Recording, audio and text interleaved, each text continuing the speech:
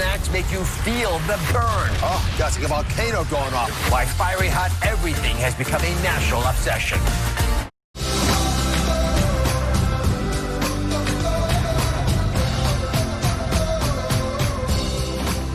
It's the food obsession sweeping the nation. Hot and fiery flavored foods, right? You're probably familiar with these fiery chips, like the ones I got in front of me. You know why? Because they're the #1 snack in America for the past 3 years running. I keep crossing my fingers for kale to win, but no such luck. I know it's not coming soon either. Now these spicy trends, right, they're spilling out of the chip bags, and they're going all the way across the grocery store aisle. Right? They got all these things. They got the frozen chicken tenders and the fries and the bagels and the breadcrumbs, right? Mac and cheese, popcorn, even tacos, leading many to wonder, what's the secret behind the spice? And could it be hot enough to even give you an ulcer? Today, we are investigating. And who better to help out than comedian Chuck Nice? He's here today. He's been stacking on some of these hot foods. You're an interesting booking for this case. You know what? I love hot foods. I just love the heat. I don't know what it is. So my producer says it's because you were a hot snack. That was their take on it. Yeah, well, you know, quite frankly, what can I say? You know, when you talk about hot and delicious, you know, seriously, hot, delicious, and chocolate. Thank you. All right, come on over here. We have another expert, too. Food scientist Taylor Wallace. He's joining us as well. Now, he knows how these extreme snacks are processed and created. He's even made them himself. Taylor, always great to be with you. While you explain the science, Chuck and I are going to be trying our first ever hot and spicy bagel. So wish us luck. Are you ready for this? I'm ready. All right, so Chuck, you get started. What makes these foods so hot and fiery? Go ahead and own it. So there are two main ingredients that make these fiery chips fiery. One, maltodextrin, which is basically just cornstarch. We use it because it doesn't have any color. It's white, it's tasteless, and we use it to dilute things like the spice and peppers. They're called capsaicinoids. They're what make hot peppers so hot. You've ever, seen one of those pepper eating contests and there's fire coming out of people's ears? Yeah, we don't want to do that in these chips. So we take something that's cheap, that doesn't have any color or taste, and we dilute it out. Why is my mouth, it's like a volcano going off? You're getting flushed. I can see you're getting flushed. And What's these ingredients make your eyes water? My goodness, that hurts. And I got the little cream cheese here, too. It's not cutting that spice at all. This is amazing. I don't know what the heck is in this bagel, but I'm telling you something right now. This needs to happen at every bodega in New York City. That's all I'm saying. This is amazing. You run away from this thing. This thing's toxic. It's too hot. It's amazing. All right, now look at your fingers. Now look what you did to yourself. You got cheesy residue all over those fingers. Oh, that's right. And let me tell you something. That is the best part. Is I'm sorry. I'm so rude right now. Well, while you collect your thoughts, those best. What do you do about the cheesy residue? How do you get that off? Okay, so here's the thing. There's something that you can do, which is it stains your fingers. Yeah. Anybody who does the hot chips knows it stains your fingers. Baking soda toothpaste. Let me see your fingers. No. See, So here, I'll even do this because this is how they really look. I don't know if we can get a shot. There we go. That's how they really look, okay? All right? So what you're supposed to do is take the baking soda toothpaste, you rub it on your fingers, and then you rinse it off. Or you can use what God gave you to clean your fingers. See, and that's what you're supposed to do, okay? Because basically your fingers become flavor savers at that point. That is the whole purpose of eating a chip. You eat the chip, and then, yeah. Taylor, save me. Where's this reddish-orange afterglow coming from? And do you agree with this flavor saver mindset that's being offered by Chuck? Well, he's actually right. I mean, it gets on your fingers because we use different food colors. Now, these food colors are water-soluble, but we don't always want them to just be soluble in water, so we add something called aluminum hydroxide. You might be familiar with that because it's also a component of antacids. And when we add that, they become fat soluble, so they mix in oil, and then you can just kind of spray it onto the chip and it sticks. And actually, I soaked some of these hot, fiery chips in water overnight. You can see right through it because they're partially water soluble in this instance. Now, what's really important about the artificial colors, they get a pretty bad rap. but they're actually used at really low levels. So really safe, used in very small amounts in foods. My armchair expert, Chuck, is gloating right now. Yeah, and all I can say is I have never been more delicious. All right, Taylor, besides leaving us red-handed, can these food colorings affect our stool? Well, sure. So lots of foods, even beets, for example, can change the color of your stool. Now, it's not going to be a dramatic change in color. If you have red stools, you need to go to the doctor. These chips aren't going to do that for you. But you can see a slight, reddish orange tint to your stool if you were to, say, eat this whole bowl of fiery hot chips.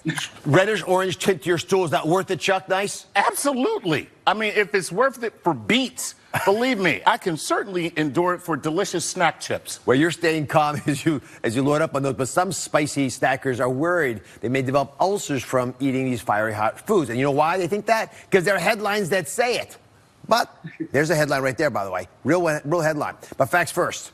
Most people are not getting ulcers. Taylor's right. In fact, many doctors' visits for eating these snacks are false alarms. The Chuck Nices of the world go in there with reddish stools, combined with little stomach pain from over-snacking, overindulging, too much licking of your taste, flavor saver fingers. And what happens? You get nervous, you run to the doctor. The doctor has to sort of awkwardly tell you there's nothing wrong. But, can I say something? You are more likely to get indigestion and reflux. Does that ever happen to you, Chuck Nice? Not because of the chips. It's because of my, worry. I'm worried about so many things.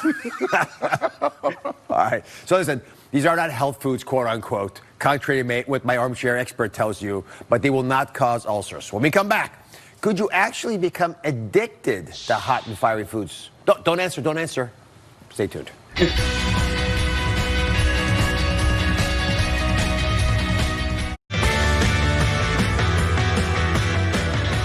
I'm back with fiery, spicy food enthusiast, comedian Chuck Nice. We are investigating the flood of new fiery hot foods that have hit the market.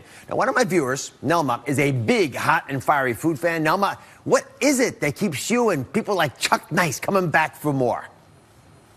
It's like a rush. It's like a rush the surfers have surfing or the rush divers have diving off a plane. It's similar to that. And, the hotter the better. It's got to burn. I think Chuck said that very nicely. It's unexplainable because, a lot of people have the misconception that it ruins the rest of the flavors of your foods. And it really doesn't. It enhances it with added heat. And when I travel, I carry everything with me. So I have 2 different kinds of peppers I'm traveling with right now because you need heat in your food. And there's a way to remove that burn from your mouth, Dr. Oz, and it's not drinking water in. It's actually gargling with water and letting it drip out with the rest of your saliva. So that should help if you're going to finish that bagel. There's a lot of visuals there, Nelma. First of all, I've never jumped out of an airplane. That would not give me pleasure. Like eating that spice didn't help me. But the visual of drooling out my saliva at dinner worries me. But I got to say, you're like my wife. I have this argument with her every time. Like you, she carries her spices with her. So, Nelma, thanks for joining us. I love all this. Again, since you are my armchair expert here, you think it is addictive? This is where I would have to come out to America and say, hello, my name is Chuck Nice, and I'm a heat addict. A heat addict. A heat addict. I'm a heat addict. What can I say? I don't know why, but here's, she's right. What happens is the hotter, the better. You take it, you do it, and then all of a sudden you're like, oh, where can I get more? So food scientist, industry insider Taylor Wallace is joining us now. Again, Taylor, you looked into whether someone could actually get addicted to these foods. What did you find? Well, I didn't have to look very far because I'm kind of addicted myself, Dr. Oz. So there's good and bad news to this situation. The bad news is we know snack foods like chips, things with a lot of sugar, salt, and saturated fat, they make the brain light up in the same way as when you, for instance, smoke a cigarette. Now, not to the same extent. You're not going to have to, have a patch, for these fiery chips. But we do know that foods are addictive. Here's what's concerning.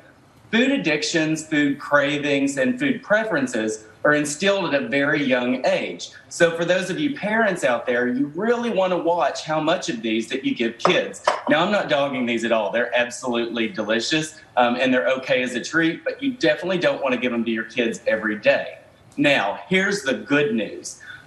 If you like fiery foods, you can buy all the ingredients that are used in these fiery chips, get a little bit of vegetable oil at home, toss it, make it to your own spice level, toss it in some cauliflower, and roast it. Because new research from Tufts University shows that you can actually train your brain to crave healthy things like cauliflower and broccoli if you consume them long enough, especially if those foods are introduced early on in life. Now we're talking. Now we're talking. By the way, you'll be happy to know this, Dr. Oz. I put, little heat on my broccoli, a little heat on my sauteed kale, a little heat on my green beans, and it makes me gobble them up. So that's a good thing, right? It's a very good thing. Actually, I want to take a little note from what you guys are all saying, because it turns out there is a pleasure center of your brain that is actually stimulated by these spicy snacks. So that might be a wonderful way of getting America eating healthy. The burning sensation we get from the peppers in hot foods, right? And they're out there, and they're different peppers, different amounts of hotness, so you can pick, right? But that causes a natural opioid, also called an endorphin, you've heard that word, in our bodies. And your brain just, poof, it's got lots of places where these endorphins can make us feel good, right? And lots of things that are good for us do make us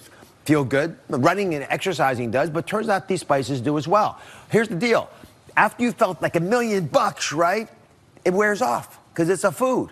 And so those endorphins wear down. This cycle has to continue. More spice, more endorphins, more feeling good, more spice, which is why you end up doing things maybe a little bit more than you should. So I'm going to challenge you. I got a 4-pepper-a-day habit. That's what I'm talking about. Oh, help a brother out. The one over here, we're going to figure out, are there healthy ways to make these foods come alive with spices? And so you prepared your best, I prepared my best. Are you ready for this? Yep. America, you all ready? Take it away. See what you came up with. Here's mine, okay? I hope we're ready. Bang! Yes! Dr. Oz, that's what I'm talking about. See, what we have is healthy salmon. Got your omega-3, got your fatty fish oil right there, you know what I mean? Lots of lean protein. And then on top of it, hot, spicy snack food. Boom! Two worlds colliding in a beautiful mixture of hot goodness. Right? Chuck, Right? you cheated. You looked up what I love most. It's obviously salmon. Everyone knows that, right? The omega-3s. You put some chips on. That doesn't count. Chuck. Come on. Come on. You won't even get to the fish. It's being buried alive by those chips. All right. I thought you would like it. Here's a serious effort. This is something you will actually like. Oh. Right? I got myself a little bit of these fiery hot dust. You know, they make fiery breadcrumbs. Yeah. I know you know about that. Then a little bit of olive oil with my almonds, or walnuts rather. And you can take any nut, frankly. If you soak your nuts, even better. Remember that.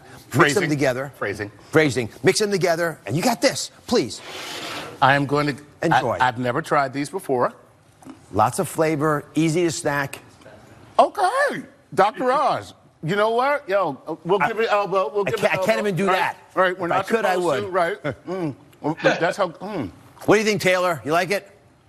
I love it. You know, I never thought about walnuts. I went with the cauliflower. I would have never gone with walnuts either, but I have to tell you, walnuts are great for you, right? Chuck, I love having you here. Oh, You're a breath of fresh air. Being here, man. Just every time I can see someone I'm not related to, I feel good in life. So that's a low threshold for being happy to see me. Be happy to see everybody. All right, and make sure you check out Taylor's book. It's called Sizzling Science, because that's exactly what he's doing. We'll be right back.